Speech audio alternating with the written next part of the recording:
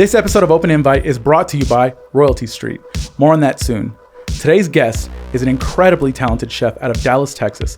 He's the CEO, owner, and founder of XO Raiz, and he is a Muay Thai fighter and teacher, and he puts on amazing, stunning private dinner events all over the city. Please welcome my good friend, Alex. What up? Alexis Chaparro right here, bro. Thank you so much for having me. So happy to be here. Well, thank you so much for coming, man. I know it was a little short notice, but you told me that you're down for whenever. Oh, and so absolutely. I appreciate that, brother. Absolutely, bro. Dude, I want to ask, because I even had you help me pronounce the name XO Raiz. Yeah. Right? And I know that it's your company, but can you kind of tell me what exactly it is? So we started thinking on the idea that fine dining can be anywhere, right? So last year, when we started doing these dinners, we did awesome events on different places. The last one we did on one of my good friends and you were there actually, yes. yeah, on her hair salon in Crecer. Yeah, I've been to all of them. Yeah, you saw me growing since yes. the first one, right? We did it on the house, and then we did it on the other guy's apartment, and then we did it on the salon. The salon, bro. So I started with this idea that fine dining is not pretentious, so you can take anywhere. Yeah. Right. And XO is actually show.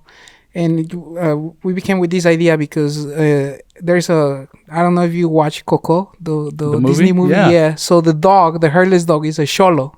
Oh, right. Okay. So I kind of start with this joke because in Spanish, when you say that you're good at something, you say you're a dog. Like, like when they say like, oh, you're a dog. How would you say that in Spanish? Like, eres bien perro. You know what I'm saying? Like when somebody tell you like, oh shit, bro, like, eres bien perro. That means like you're good. Yeah, exactly. So that's what that means. So me and my friend, I was like, bro, like you're good at what you're doing. I mean, I don't want to be cocky, but I just take passion of what I do and I put really pride in what I do.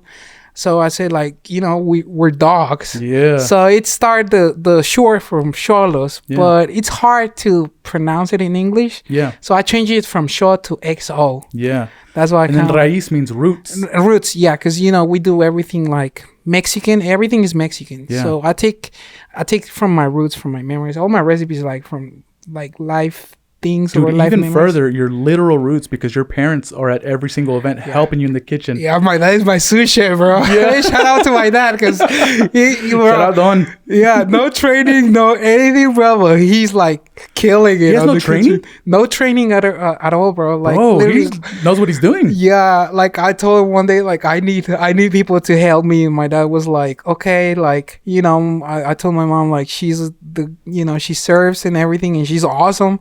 But my dad is like with me at the kitchen, bro. He kills it. Like Heck he he literally does, bro. kills I thought he trained you. No. Dude. He's never worked in kitchens before. Never. Well, he makes it look real. Yeah.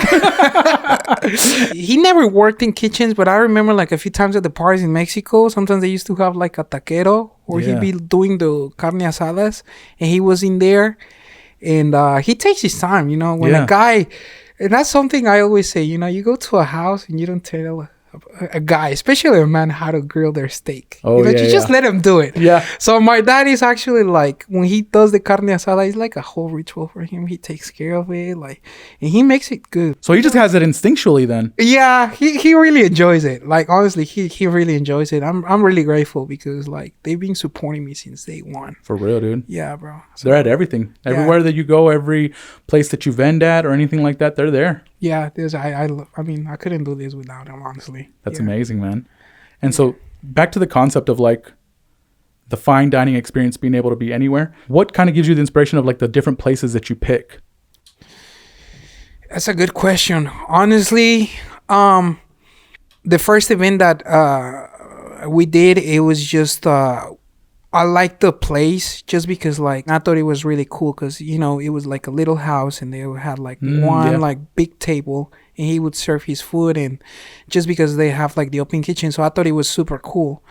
But then one of my other good friends, Jorge, bro, he's on his apartment. I just thought that his apartment complex was super cool because it used to be a factory actually. It looks like that. Yeah, and I love that area, even though that it's kind of like a little sketchy. I really love that area. Just way back in the day, I did Uber Eats. Yeah. And I went to go deliver some food there. at those exact apartments. And I was like, what am I doing here, dude? Bro, yeah. And I was like, can you come outside and get your food? For real? Like, right now that area is growing, but a few years back, it was not a good area to be. That's when like, I was there. I still to play a little place. Bro, and it was like 9 o'clock at night or something. Yeah. I was like, nah, dude. It just looks like an old, abandoned factory. Building. Yeah. But once you go inside, it looks really nice. Yeah, it is really dope. That's something that kind of like get me. I don't know. We always think on different like themes to do this. Mm-hmm. The super cool thing about our events is that you're gonna find different menu all the time. Mm-hmm. So the people that went to my first dinner are not gonna eat the same thing that the people to go to my second event. Mm-hmm. And the people that went to my second event they're not gonna eat the same thing when they went to the third event, which is super cool. So we were kind of like thinking about like some different ideas, especially like the season. Mm-hmm. For the last one that we did last year, we did it based on the movie. That we had like technical problems because you were there. We couldn't like. Dude, we were in the back and the lights were going out, the generators were going out, and everyone's out front. They're waiting for their food. Yeah, bro. And it's like we're just trying to figure out, okay, how can we get some backup generators in here? How can we get some like little Home Depot lamps to just light up the actual food so you can work? Did you see my dad like cooking with his little lamp? Bro, there was so much that went wrong at the last event. And it still went off without a hitch, basically. We were kind of freaking out. You saw that, all the chaos. But, I mean, at the end of the day, the show has to continue, bro. Like, I have to, they pay for an experience. So, my job is to give them the best experience they can ever have. Like, it should not be an excuse that, the power went out. Like, you know what I'm saying? Like, for me, I have to perform no matter what. Yeah. And I've been at every event, filming every event. And so... for me, it's cool to see that a lot of the same people, like, they haven't missed. Yeah. They go to every single one. They're not going to miss. Like, they probably buy the tickets right away. Yeah. Before they sell out. I'm sure they sell out fast. Yeah. I'm glad, something really blessed. Some people, they come out as our clients, then they become our guests, and they leave us friends, which is super cool. Damn. Just because, like, they can probably, they see all the effort we put. Mm-hmm. And it's just something that we really, really, really love, and I'm grateful that you've been there, bro. Like, literally, like, oh my god, like every time, right when you plan it out, you hit me up and you're like, hey, can you lock down this date? You locked me down early, dude. Yeah, bro. Yeah, because I didn't organize everything just to have everything off. Just if not gonna lie, bro. There's times when I start planning these events that there's nights that I just wake up in the middle of the night, just like, because I'm like, oh, I didn't have this. Oh, I need to do this. I need to do that. I need to like lock this. I need to start doing this. Or I start working on this recipe, and literally at the middle of the night, some idea come in and I have to get up and write it down and then go back to sleep. Just because if not, like, I forget. Like, all my ideas come at night. Do you have any reason why you have to wake up in the morning? Or is that also another thing that kind of like makes you kind of be a night owl? It's like you don't have any reason to have to wake up super early. For some reason, all the time, even when I was in college, when I start like planning a dish or planning a dish together, it just comes at night. The ideas, I don't know, my brain works weird, and I'm about to fall asleep, and then ideas start, like, I start brainstorming, and then I cannot sleep. Yeah. And I'm like, oh shit, I gotta get up and write it down before I forget. Someone told me that one time, that like whenever you have ideas, make sure you write them down, and then you can like peacefully go to sleep because it won't go away. That don't work for me. It doesn't work for you? More keep coming. Yeah, no, man. Yeah, I'm not a night owl, but oh my god, there's times that I just can't. I'm rolling and overthinking. But the dishes that you make, man, they're so creative. Not even the ones just from the restaurant, but the ones that you just put up on like Instagram and stuff. Bro, I'd be reposting them on my story. I'm like, oh my god, dude. Thank you, bro. Every time I'm like, dang, dude, I want to eat this dish. I want to make it, because you make it seem simple, and you say it's simple, but dude, then you do this whole process, and I'm like, this is not going to go well if I try. Not all the dishes come out as I wish they could. It happened to everybody. I'm sorry, disclaimer, but sometimes you just pretend. Yeah, but you gotta play it cool, like for real. Like there's times that a dish, chef's kiss. Yeah, exactly, bro. There's times that then you're like, hey, perrito, come here. Bro, not gonna lie, the other day I was cooking something for my fiance, bro. I knew it wasn't good. But we were just hungry, bro. She just ate it because she loves me, bro. But my God, like even Bless she her, dude. Yeah, bro. Even when I tried, I was like, oh my God, this is no good. But I'm hungry. And then she kind of like, I saw her face when she was eating. She was like, it's good, baby. You know what I'm saying? But I mean, I've got to imagine that she kind of like weighed the pros and cons. She's like, I've had so many of his good dishes. I can do with one or two bad ones. But literally, she told me like, just don't do this again, please. I was like, okay, yeah. It's good that you could recognize. Bro, no, I knew it wasn't gonna be good. I was like, oh, maybe we do like a chicken tikka masala, you know. But we didn't have the ingredients, bro. Okay. And I was like, I was already making it. We didn't have breakfast that day, and chicken tikka masala it's kind of complicated. Yeah, I mean, of course you have to have the curry and the coconut milk. I just didn't have the ingredients, bro. I was just bullshitting. I'm gonna lie. So it didn't come out good. The only good thing was the white rice. Shitty masala. Yeah, the only good thing was the white rice. That was the only Can't go wrong with white rice, honestly. Shout out to Saxon and AK that they show me how to do white rice. For real? Yeah, they show me the Asian way to do. AK from Houston. Yeah, AK. Whoa, shout out AK. Yeah, dude. shout out to AK, bro. And he even told me because you know how they make the rice so perfect. Yeah. Like you go to like either like Thai restaurant, Japanese restaurant, even Indian restaurant, bro. The rice, even the white rice, so delicious because the texture is so perfect. Yeah. So I was like, did they teach you with the rice maker? No, because I didn't have a white rice maker. So AK told me, he was like, bro, you just had to do it the Asian way. And I was like, what's the Asian way? He was like, just grab your finger and like the first you guys see that we have like two lines right here. Yeah. He was like, just put the rice on the pot and then put like your finger on top of the rice and fill it up until the first line of the. And that works? And that works, bro. No, I'm not lying to you. It literally works. Bro, I've been trying to learn how to make rice. Yeah. It comes out bad, bro. Yeah, just it literally works like that every time. Just wash it 3 times and then water until like your finger.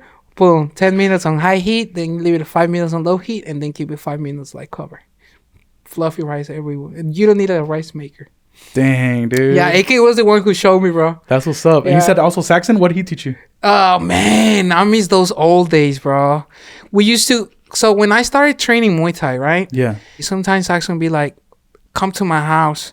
And he would make the most delicious food, bro. Like... For real? For real. I don't know the ingredients, you know, because some of them are in Thai. Yeah. So sometimes like I see some of the sauces that he uses and I'm like, oh my God, I go to H Mart and I cannot find them. But one time he did like these dog kind of like dog soup with like rice noodles. And he does this chili sauce for steak or for chicken, bro. So good. Bro, I did not know that Saxon could cook. Oh my God, bro. Saxon is I just know he's a legend. Yeah. You know, in Thailand. Cooks really great, bro. For those of you who don't know, Saxon owns a gym here in, is it Plano? Plano, Texas. Right? And he's about to retire, right? Yes. And he is the father of Pong, who is going to be the only owner of a Thai-owned Muay Thai school here in Texas. It's going to be the last one, Genjira. You guys know them. If you know me, then you've heard of them, right? And Pong's brand, Royalty Street, sponsors this episode, right? And so that's his dad, who's a legend, bro. Anywhere you go, people are like just bowing to him. They're showing respect. And now I'm finding out he can cook. I would say probably the same thing when you go to like a Mexican house, right? You see the abuelita cooking. Yeah. You know, and the food is always like bossing. Yeah. Same with Saxon, bro. Every time he cooks, shout out to Saxon. Shout out Saxon, dude. I love you, coach. Man, I love martial arts, not gonna lie. And you came from teaching a class today, right? Yeah. What did you teach today? So I started the guys from Progreso, Jiu-Jitsu, they put me on their team, so I'm teaching the Muay Thai program there. Nice. So it's a really cool gym. I started to experience Jiu-Jitsu. So it's Jiu-Jitsu guys who are wanting to learn more striking? Yes. Tight. Yes. They brought you in. They brought me in, and they've been so kind. That gym is also super cool. One of the guys that used to train at Saxon, he goes there for Jiu-Jitsu. Okay. And I didn't know until I met him. He's a black belt. Until I met him, so. And what? In Jiu-Jitsu. Oh, yeah. Okay. Yeah. Nice. Scary dude. We've been training. We've been doing some MMA rounds. Yeah. Different world, bro. Dude, if you have ever gotten your wrist gripped by a black belt, yep, it's something else, bro. Yep. It's scary. It's scary. Like you literally can't move. Yeah. I called it the scary strength. Yeah, dude. Because once they grab you, bro, like you feel like it's so hard to like get it off, and just like it's a completely different world, bro. Man. And they can flip you. They can like, even if they're under, they could just leverage you and throw you off. They understand movement like so well. I even have a video on my phone. What do they do to you? This kid, I really like him. I love him, bro. I love him. His name's Jude. I was trying to go for a takedown. I was like so cocky about it. I had his leg and I was like, okay, I'm gonna take him. Literally, it took me forever. I was like, I'm gonna take him down. He grabbed me, bro, and like flipped me like a hamburger. Like, whoop. Yeah. I even have it. If I have my phone, I'll show it to you guys. You just set it up to record y'all session? Yeah, right. Because I was like, okay, I need to, like when you spar, sometimes you record your rounds just to see what do you need to work. Same thing here. And literally, bro, the video was like, literally, he grabbed me. He started laughing as soon as he flipped me. Oh, he knew what he was gonna do. Yeah, bro. He's so cool. I love him. I really love him. Dang, dude. And so, how deep do you plan to get into jiu-jitsu? I was planning to do jiu-jitsu for like not for a long time, because I fell in love with Muay Thai. Actually, like when I was a kid, I started doing boxing. And I first fell in love with boxing because it's also just a different world. Any type of martial arts is just so different, which is like, I think is the super cool thing about it. Yeah. Right. But then I started doing powerlifting, and then I stopped boxing. So because I just boxed for like 3 years when I was a kid. Mm-hmm. And then I got the blessing to, be at Saxons. Yeah. And the cool thing is that I would like train with killers, bro. Probably most of the team. Like I train with AK. I train with Chidi, bro. Like Moses, which is like also like I see him as my big brother. For those of you who don't know, I mean, this is Chidi before he was in the UFC, right? Yes, he was doing his transition. Yeah. His brother Anthony too. Yeah.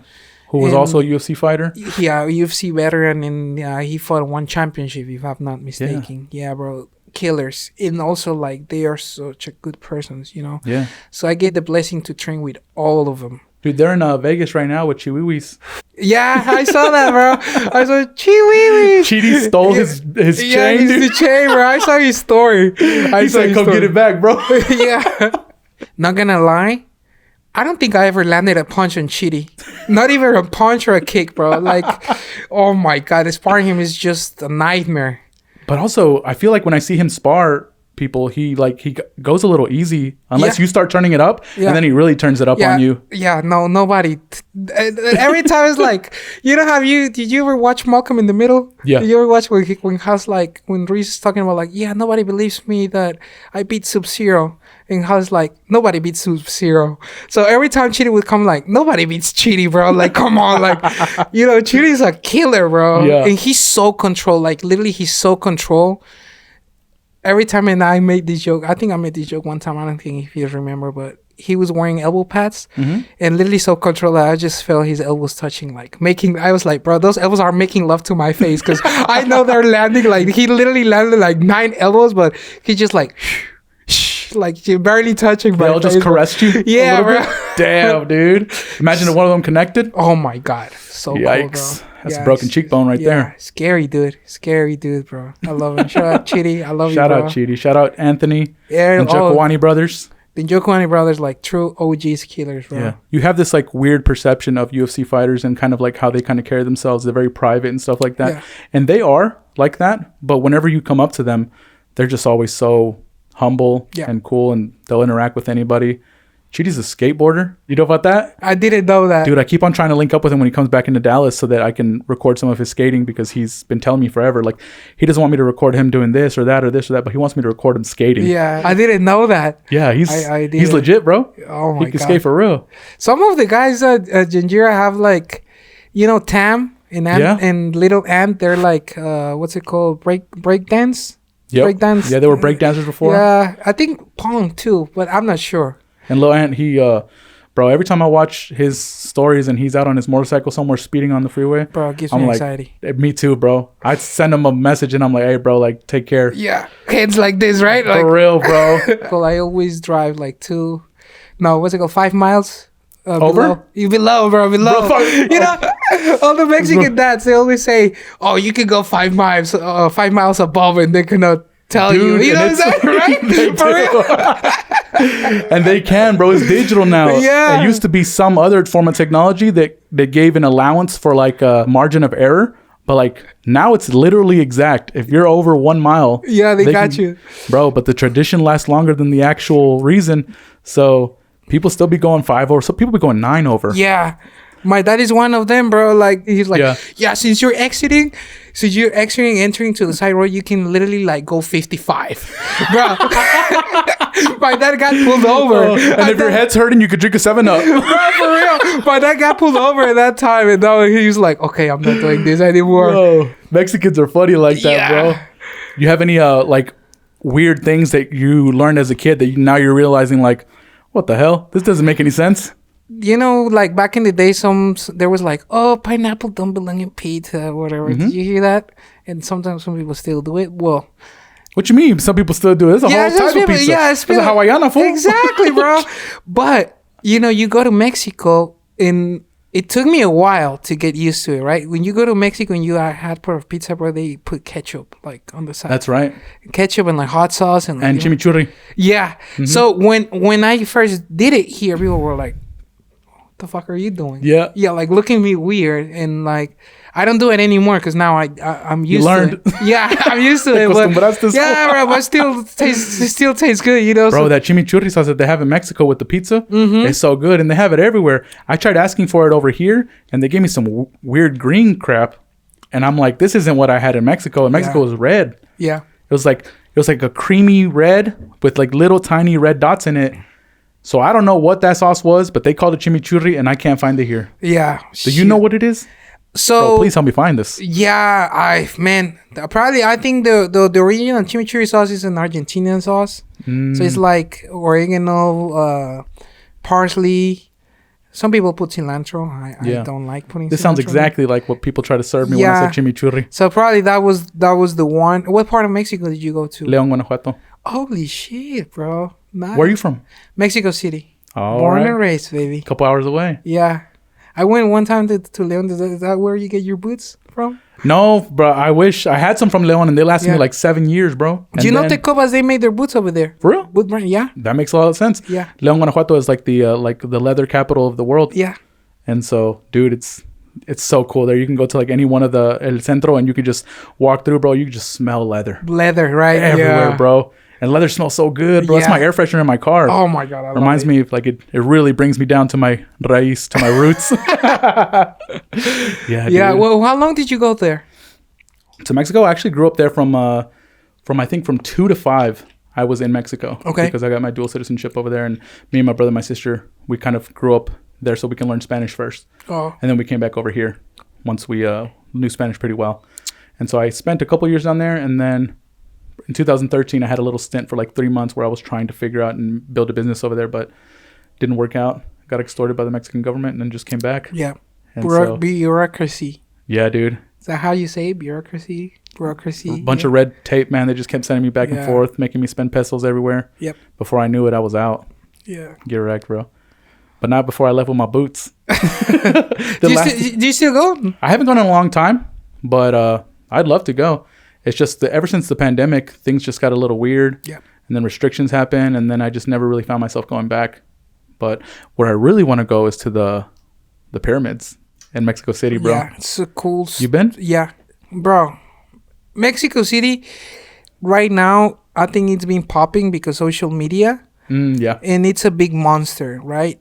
Like, but I always say big monsters, and the ugliest monster, and I'm not going to say this because, of course, like, it's my home and I love it. Yeah. But even the ugliest monster have a charming. And Mexico City, like, it's a charming city, bro. I love it.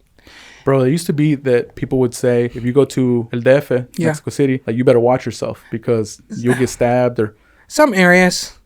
Like anywhere, you know, like I would say like anywhere. Like that's fair. You go here in this area, you go to places that you should not be doing. Of course, something's going to happen to you. Mm-hmm. The same thing in Mexico City. Well, you know, it's a different perspective when you live there. Yeah. As a regular person that, you know, has to make a living in Mexico City is expensive, bro. Yeah. Even when I moved here, just rents were so high just because I think it was kind of like, it would start to pop. So it's crazy that you say that, because a lot of people, what they do is they get remote jobs here in the U.S., then they go live in Mexico City. Yeah. And to them, it's not that expensive. It's not. It is really not, bro. Like, that's why they get, like, if you places. have a steady income. Yeah, they got a steady income. And, like, of course, what I've heard, because I have family there. My grandma still lives there. 2 of my cousins still live there.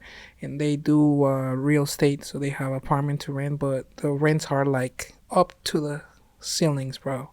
Just because, like, people are moving from here, they're living there. Of course, it's a beautiful city, right? If you make good income, for sure. So when I was living there, I was just living like a regular person, which I have to deal with.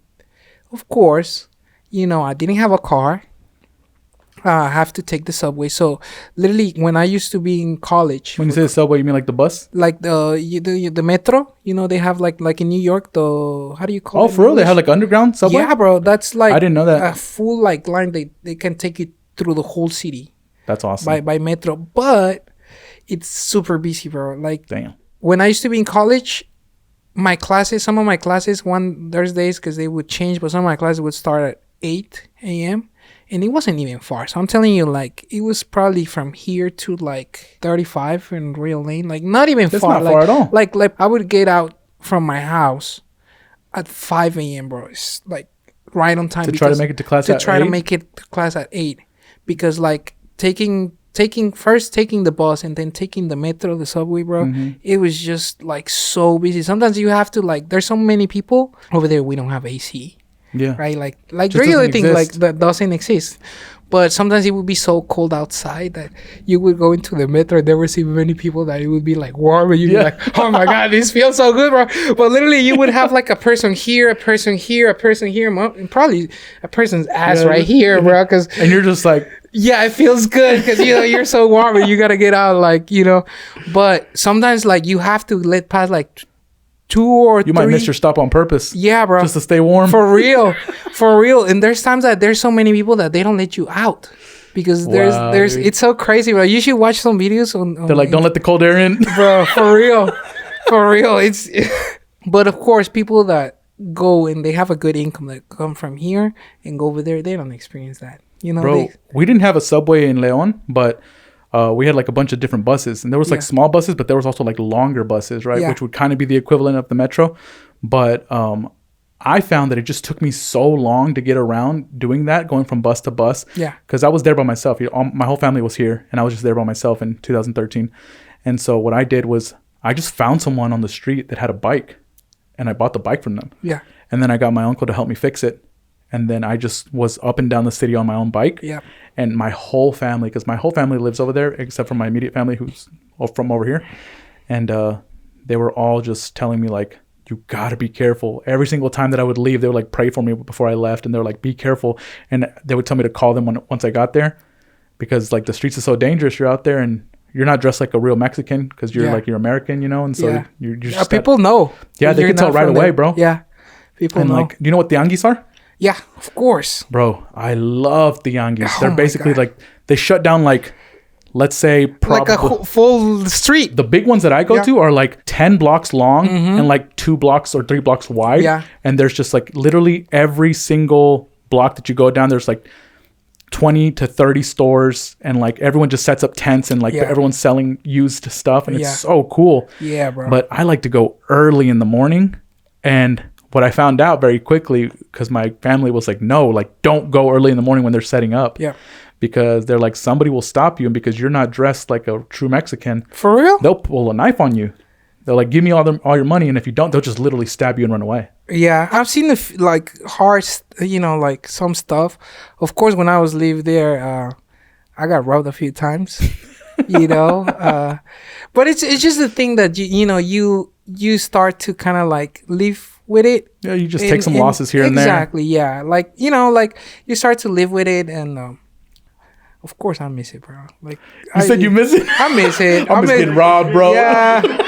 No, I mean, Mexico City is it's you know, I haven't been there in like 13 years, bro. So oh dang, I miss the food. I miss everything. Like you say, going to the tianguis, bro. Like, so fire, bro. Yeah, like you get produce. Like, one block you get a jugo fresco. The next block you get a slice of pizza with the pineapple ketchup. on it. Yeah, the ketchup. Yeah. Katsun with a katsun. Yeah, dude. The next one you buy a bootleg DVD. Yeah, bro. I bought so many bootleg UFC cards when I was in Mexico. The John Jones versus Alexander Gustafsson. I must have watched that fight like 50 times, bro. They even sell the Jose Luis and Censura fights. I used to have it when I was a kid, bro. The Jose Luis and Censura. Bro, they got everything, bro. Yeah, what was the name? The Too Hot for TV, whatever? Yes. Bro, they got everything. And then all the movies that like come out in theaters here, they're already bootleg. Yep. And the tianguis over there. Yeah. Did you ever get to watch the movies that they're like filming in the movies and then you can see like the head of the person like coming in for real or like going on? You see, dude, when I went to go watch El Hombre de Fierro 3, Iron Man 3. Oh, shit. There was a guy in there who was filming, bro. Yeah. Sometimes it's hard. Like, you have to buy like 3 different copies of the same bootleg DVD to find one that's actually like streaming quality. Yeah. Because you're going to buy a couple and you don't know until you get home if it was recorded on a camcorder or if it was like legit downloaded somewhere. Yeah, the guy's like, oh no, it's like a full HD, Blu-ray. And then you put it in and it's not, bro. Yeah. The camera was HD. Yeah, bro. I remember when we used to live there, I used to love going there because of the food. But me and my family, we used to go there. We used to eat and like spend like a weekend. And then my dad, literally, bro, like a stack of movies. Yep. He would buy him in there, like a stack of movies. And some of them were You don't need streaming services in Mexico, bro. No, exactly, no. The streaming services are more expensive than you could just go to the tianguis and buy the movie. You can come back with 20 for like 100 pesos and you're set, bro. Yeah. For the record, we're not encouraging doing that. But when you're over there, bro, you can't help it, bro. Yeah. It's there. Someone's gonna buy it. Might as well be us, bro. And you can even go to like the Plaza de Electrónicos or whatever. Yeah. And you can get your like Xbox. You can get it like souped get it chipped up, or get it chipped. Yeah. And you have all the games, bro. Yeah. Dude, sometimes the old systems are way better than the new ones, bro, because they're all hacked over there. Yeah. And then you like if they don't hack it, you can at least buy real bootleg games that actually work. Mm-hmm. It's fire, bro. Man, I miss it. And one thing that I was remembering about the food is that whenever I went and I was there for 3 months, bro, every single day I was eating street food, quesadillas, sincronizadas. I was eating tortas, tacos. Every single day, bro. When I came back, I swore I was going to weigh more. I didn't. Probably you're going to agree with this with me. But even the corn tortillas, because over there in Leon, they eat more corn, right? Yep. Yeah, probably the corn tortillas taste way different, bro. They do. They're so good, bro. Like, for real, bro. I haven't had like a real good corn tortilla in years, bro. Dang. Like, those little things that, like you were saying, those little things that I miss, bro. Like, going to the tortilleria and like buying your kilo and 20 pesos and you got a whole kilo of tortillas. Your stack, bro, and making like your taco of salt, boom. Like, yeah. Roll it. Oh my God. That was perfect. Like, that was perfect form right there. I saw a tortilla in there when you did that. Dang, dude. Yeah, it's just one of those things that I really miss, bro. Dude, in episode 1, we were talking about how some Mexicans will like literally just eat tortillas like as their dish. Oh yeah. But it's because they're accustomed to it because the tortillas over there are so dang good, dude. Yeah. It has kind of like a history behind it. There's a legend, right? Mexican food, it's based on they call it the trilogy. Corn, beans, and chile. That's the trilogy that you are gonna find in every dish. Yeah. But corn is the king. It's like a legend from Quetzalcoatl, like this god. Oh yeah? It's a legend that he said he went through the land and he brought corn to humans just to help them not starve. But we eat like that because like in those pre-Hispanic times, people would use corn tortillas like if there was a plate. Yeah. So they would like have them like a plate. Bro, literally like, I don't know if you've seen this or probably you eat like this. I eat like that. Like you grab a piece of tortilla and you make a little cone. A little cone taco?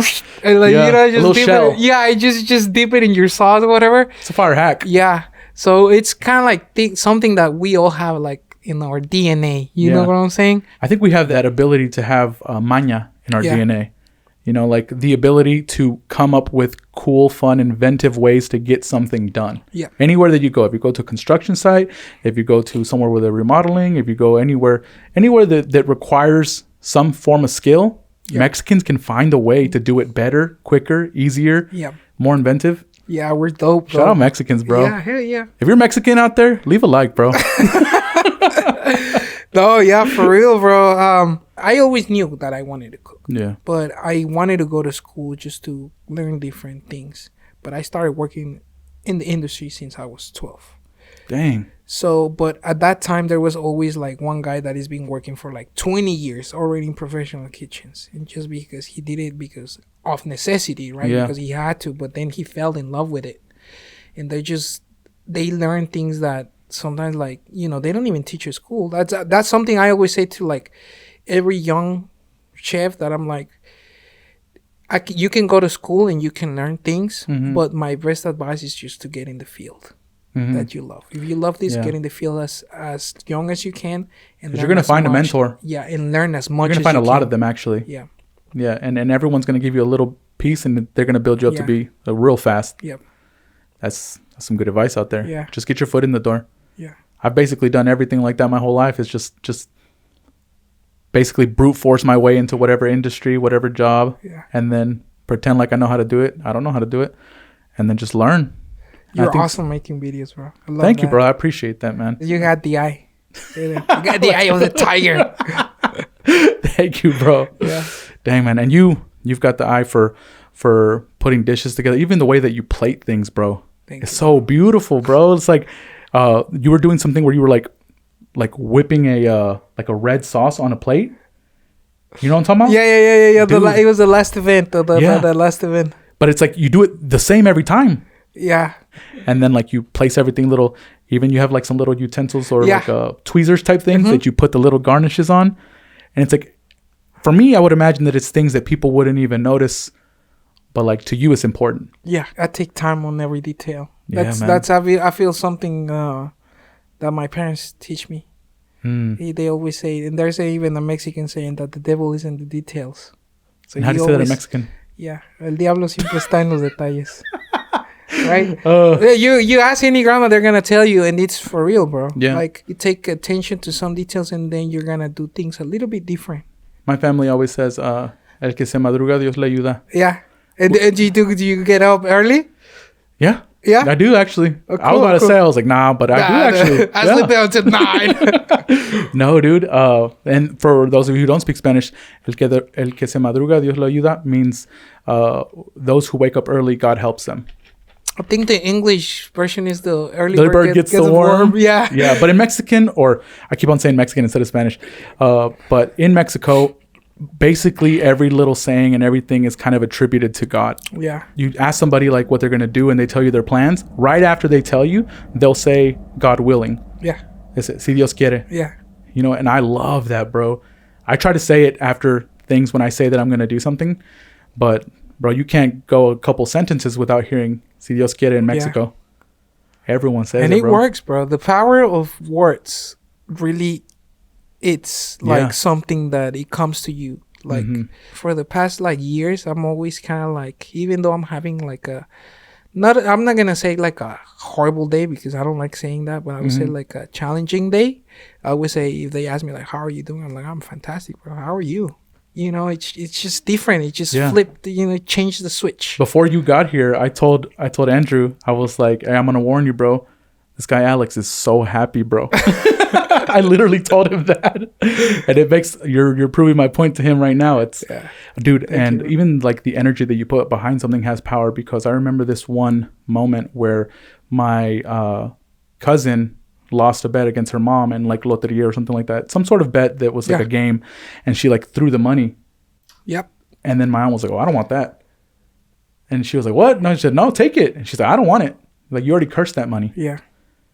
And I remember seeing that, and I was like, "What the heck is she talking about?" But I get it, bro. You don't want to take something that has bad energy. Yeah, it's like you're throwing to the energy. Like you don't want abundance no more. You know, you don't want abundance in your life. Or you'll see a scary video on like Instagram or something, and then you go into the comments, and people will be like, "In the name of Jesus Christ, I do not claim any of this energy." And I'm just like, and when I see them say that, I'm just like, "Shit, me too." Shit, hey, Jesus, I don't claim this energy. Yeah. Things could get dark. Oh, for real? No, I believe that. Yeah. I believe that. Do you believe in ghosts, bro? I do. Oh. I do. Have you guys ever watched the Exorcist movie, but not like the late ones, like the Conjuring? No, the original. The original, the 70s. Yeah. Bro, I cannot watch it by myself. People died in the set, bro. For real? Yeah. I think I saw a video or I heard something about it.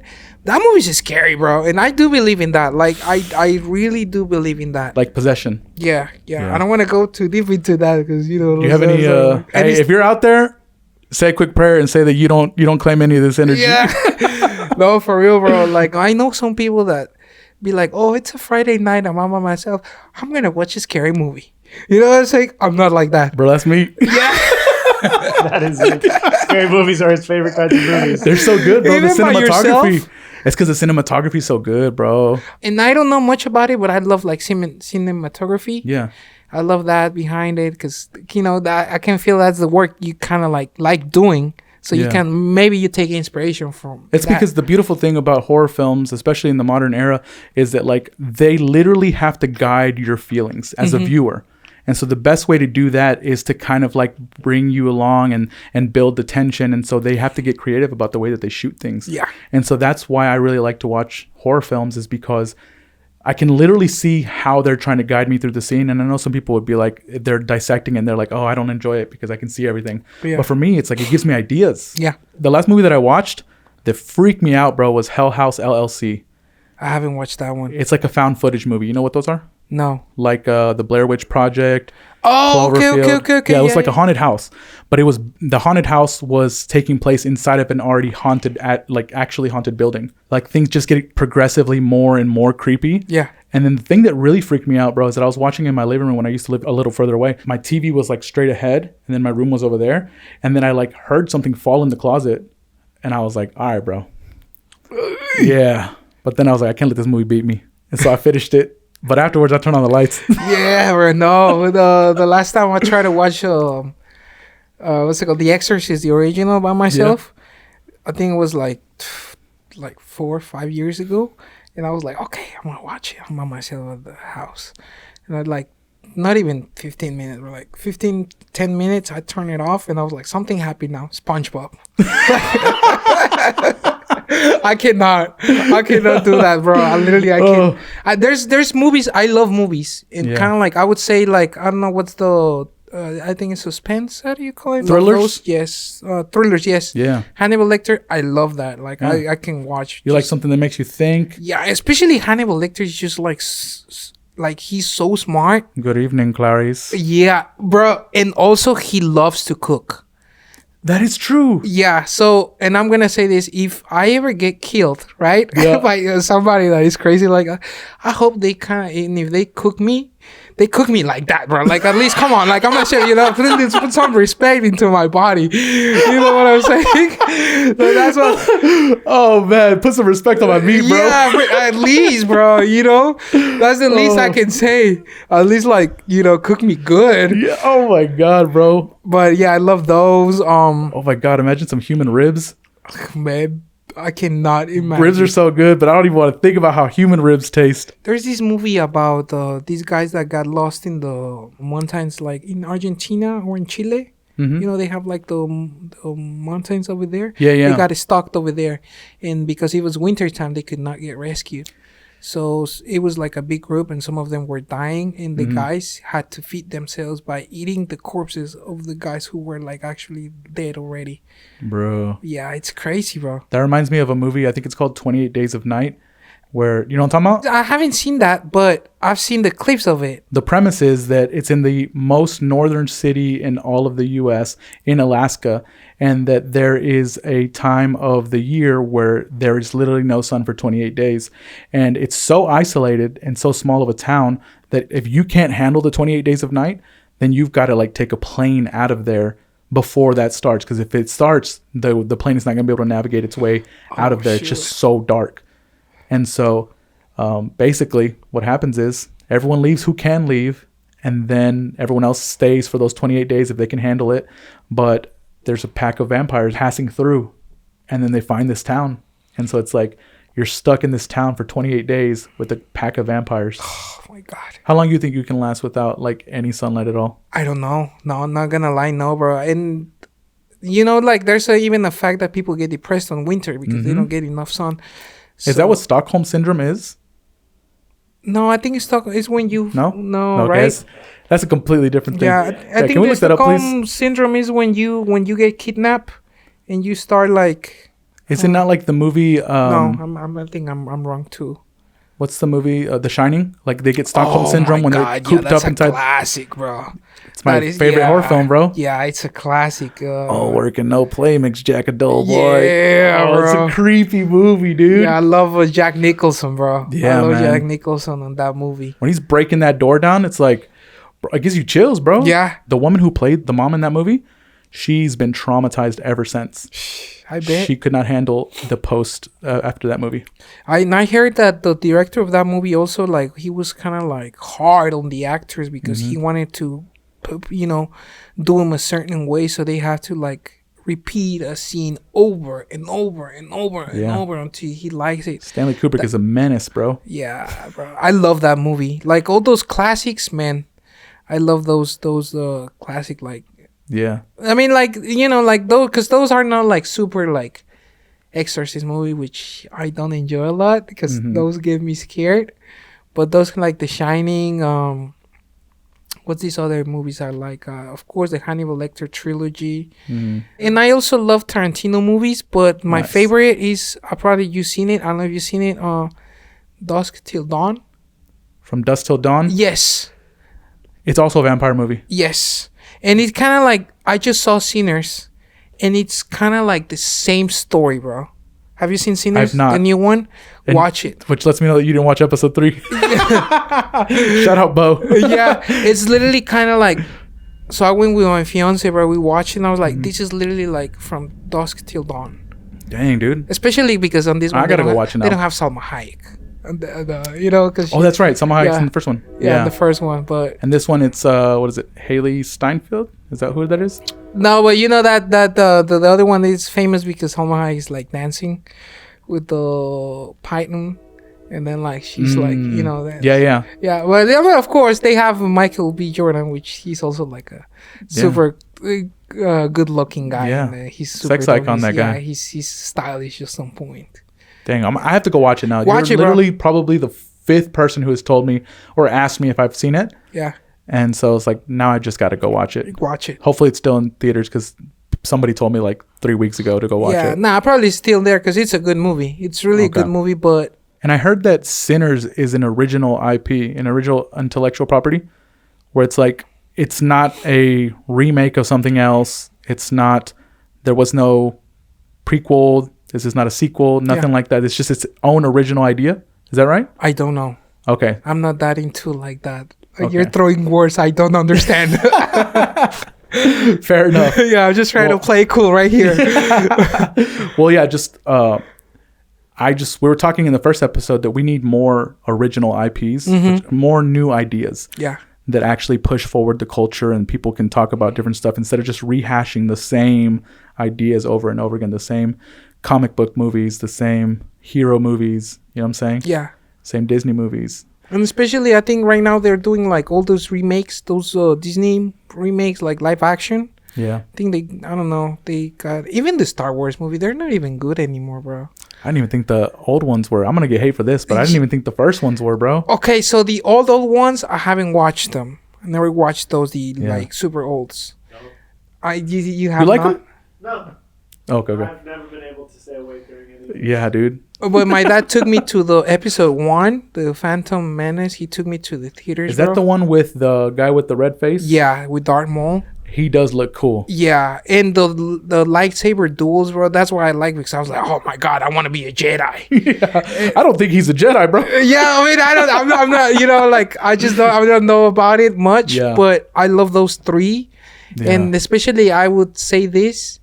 Darth Vader is the best villain ever, bro. Dang. Like, if I have to choose between like any type of villain, I would choose Darth Vader, bro. He's a badass. Dang, I like Bane, dude. The one with Tom Hardy? Yeah, dude. Yeah, I love Tom Hardy too. But man, I would still like choose Darth Vader, bro. He's such a badass. Yeah, I was in a film appreciation class whenever I watched the first one, and the teacher, he kept on hyping it up. He was like, "This was revolutionary. Like, this is the best thing that had ever happened." And so he hyped it up so much, and then he played the movie for us in class, and I was like, "What the hell am I watching, bro? And why is everyone's aim so bad?"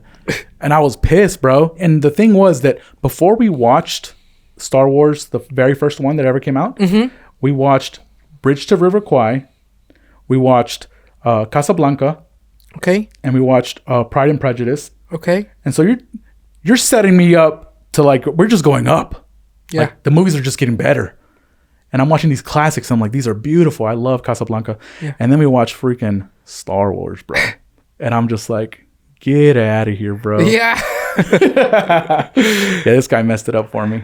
They should make a movie about Darth Vader, bro. Like, I would go his watch origins? it. Yeah, bro. They probably have. We just don't know. They should make it. And I heard that the ones that was on Disney Plus, it was a show. Yeah. Yeah, But that they new have one- the baby Yoda. Yeah, dude. Yeah. He's so the cute. Mandalorian, where they have the Baby Yoda, like that Yeah. one is, I heard, really good.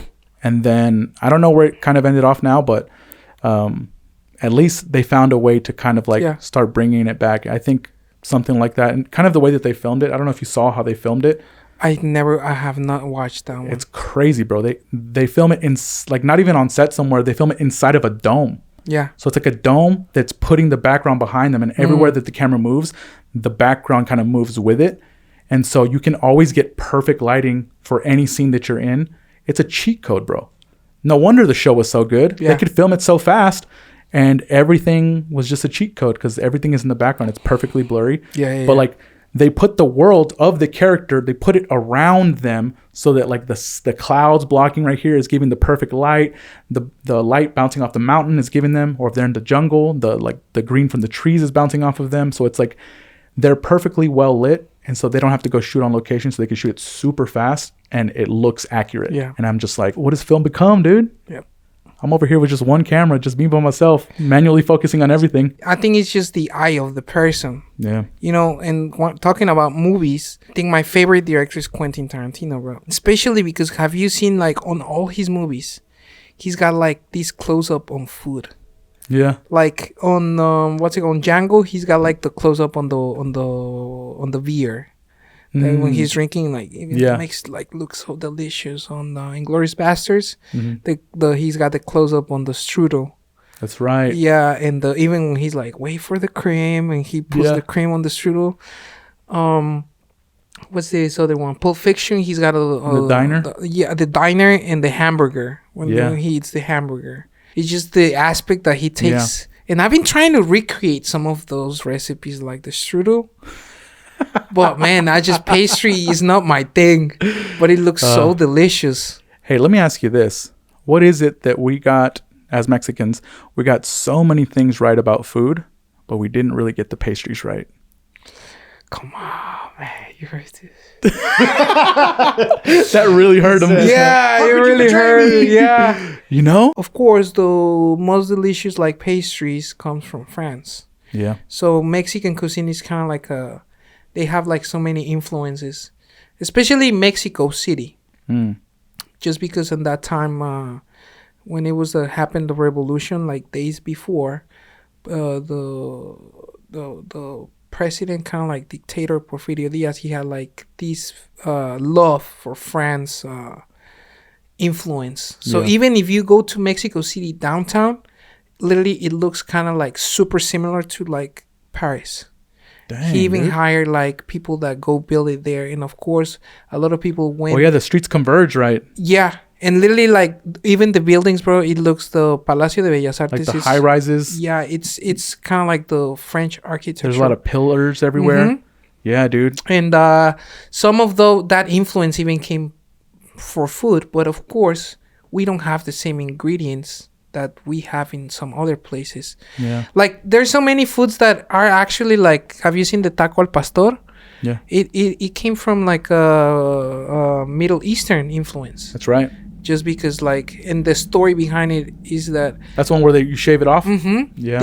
This person came from some type of Middle Eastern country, and he tried to recreate the recipe, but he could not find the same spices that he used over there. And then that's how he recreated. That's just something that I really. But it turned into its own thing. It turned into the whole classic. Dang. Into a whole classic. And I want to rewind a little bit because I said that pastries in Mexico just aren't kind of the best. Yeah. But churros, I haven't found any here, bro. Yeah. That are made the same way that they're made over there. Yeah. Over there in Mexico, they're so good, bro. Yeah. And over here, they suck. Yeah. I've tried them everywhere, and then I can't find a good one. It is something that its food has its beauty, and it happens to everything, right? Mm-hmm. Sometimes I go that when I used to live in Mexico, I was like, I don't find any good barbecue there. That's true. But we have good barbacoa. You know, everything has to be in its place. You know, and why does the instant coffee in Mexico taste so good, bro? The café de olla? Yeah, bro. They use the café leal. They use café leal, the little packages. That's how you make it with the little packages with café leal. It's so good. And cinnamon, and some people put like 1 clove. Bro, I didn't know they were doing all this. Yeah, and a little bit of, you know what's piloncillo? I've heard it before. It's like, they even sell it here. It's like those blocks of like not processed sugar that is like brown. Yeah, that's what that brown sugar is so good, dude. That's what they make it, but it comes like in like compressed, like in a block. It's not even brown sugar. Is more like refined. Mm-hmm. It's like on the first stage. Is like I think after molasses or something. Okay, but that's what makes it like good. And it's not you have to find the Café Leal, which that's the brand that. Okay, I'm gonna look for that, bro. Café Leal, yeah. If you don't have it, Nescafe. You don't even have to. That's what I'll be drinking over there, Nescafe. Yeah, Nescafe, and it's so good. And the package, just take hot water and like stir it. No, they even take it out of the glass jar and everything. Yeah, but they just somehow they know how to measure it right. Like they don't measure anything. They just throw it in there and it's the perfect amount. Yeah, every time. You even put like a bolillo in there, and like you soap it in the cafe, bro. Damn, bro, you're unlocking memories right now, bro. Oh my god, bro, you don't need anything else. That's life. I did try the cheese though. Yeah. Because the cheese for the quesadillas is so good over there, like when it's melted. Yeah. But then my aunt bought a big block of it, or a big like bulge of it, and then I was so excited because I was like, oh, let me get some of the cheese, and she ripped me off a whole piece, and I bit it, and I was like, what the heck is this? And it tasted so bad, bro. For real? But when she put in the tortilla and she melted it tasted so good. Yeah. So I don't know. I used to think I really liked cheese, and now what I found out is I can't handle a lot of different cheeses. They're like they're heavy in the stomach. Yeah. Every time I know somebody that goes to Mexico, that's something I ask, like a big piece of cheese to bring it back. Yeah. Ooh. Yeah, bro. Okay. I love it. Like then I eat a lot, and then I be constipated for like 4 days. Yeah. I love it. Like it's just those things that I cannot find here. Yeah, bro. They're so hard to find, and just give me a little piece of Mexico. Of home. Yeah, bro. I love Dallas too, bro. No, don't get me wrong. I love Texas. I love this country. I love the U.S. Too. Look, we got the flag right there, bro. It's where we're from, and we love it. But there is undeniably something special about where our lineage is from. Yeah, there's a magic everywhere. Yeah, there's a magic everywhere. Dang, dude. Yeah. And so, thank you once again for coming, and thank you guys for watching this episode. And thank you so much to Royalty Street for sponsoring this episode. Once again, day one sponsor. We love them. You guys make sure that you use code Rojo 10 at checkout for 10% off. And make sure you like and subscribe, and then we'll see you next week. Thank you so much. See you guys next week. Can I say something? Yeah, of course. Guys, if you want to follow me on Instagram, you guys love my work, a little bit more about me, chef_Alexis Chaparro. And if you want to know more about my events, follow XO Raiz. That's where you're going to find all the dates, everything there. If you guys want to come, I will be so honored to have you. Thank you, bro, again, for having me. It was so much fun. Of course, brother. Thank you so much for coming. Peace out, guys. Peace.